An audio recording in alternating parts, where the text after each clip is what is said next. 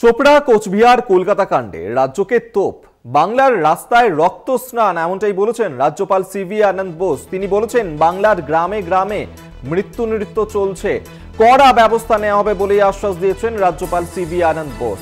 সরকারের যারা জড়িত রয়েছে তাদেরকে উত্তর দিতে হবে, বাংলায় জঙ্গল রাজ চলবে না, ভারতের সংবিধান যথেষ্ট শক্তিশালী, এই ধরনের নক্কারজনক কাজ কমাতেই হবে, এমনটাই বলেছেন রাজ্যপাল সিভি আনন্দ বোস।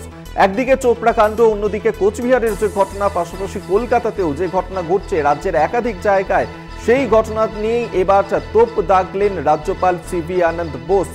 রাজ্যকে তোপ দেখেছেন তিনি বলেছেন যে বাংলার রাস্তায় রক্ত স্নান চলছে এবং কড়া ব্যবস্থা নেওয়া হবে, এমনটাই কিন্তু বলেছেন রাজ্যপাল। বলেছেন বাংলার গ্রামে গ্রামে মৃত্যু নৃত্য চলছে, সরকারে যারা জড়িত তাদেরকে এর উত্তর দিতে হবে, বাংলায় জঙ্গল রাজ চলবে না, ভারতের সংবিধান যথেষ্ট শক্তিশালী, এই ধরনের নক্কারজনক কাজ কমাতেই হবে, এমনটাই কিন্তু বলেছেন রাজ্যপাল সিভি আনন্দ বোস।